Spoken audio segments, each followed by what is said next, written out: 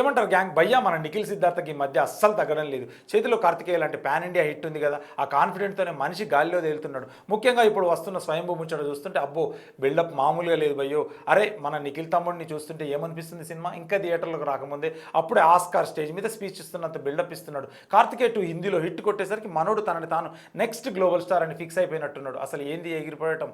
రీసెంట్గా స్వయంభూ షూటింగ్ లొకేషన్లో నుంచి ఫోటోలు తీస్తున్నాడు, వదులుతున్నాడు. చూడు అబ్బో ఈ బాడీ బిల్డింగ్ ఆ కత్తిసాము అవన్నీ చూస్తుంటే ఏదో బాహుబలికి తమ్ముడు మొగధీరక మనవాడు అన్నట్టుగా హడావిడి చేస్తున్నాడు. సినిమా ఇండియన్ బాక్స్ ఆఫీస్ మీద షేక్ చేస్తుందని రిలీజ్కి ముందే స్టేట్మెంట్లు ఇచ్చేస్తున్నాడు. అరే భయ్యా కాన్ఫిడెన్స్ ఉండొచ్చు కానీ అది ఓవర్ కాన్ఫిడెన్స్ అవ్వకూడదు కదా.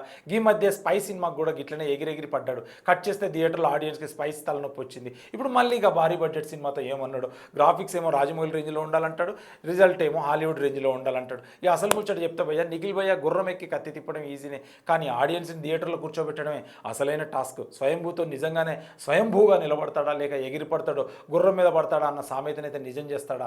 అయితే ఇక ఆఖరి చివరి లైన్ బిడ్డ హైప్ ఇచ్చుకోవడంలో తప్పు లేదు, కానీ సినిమా రిలీజ్ అయ్యాక బొమ్మ ఎట్లుందో జనం చెప్తారు కదా, అప్పటిదాకా కొంచెం ఆగుదాం తమ్ముడు. ఏమంటావు భయ్యా, నిఖిల్కి ఈ రేంజ్ హడావిడి అవసరమా లేక సైలెంట్గా హిట్ కొట్టాలా చూస్తే కామెంట్ కొట్టు మామ. మరి అలాగే ఫాలో కొట్టు. బిగ్ టీవీ నీకు నచ్చితే షేర్ కొట్టు.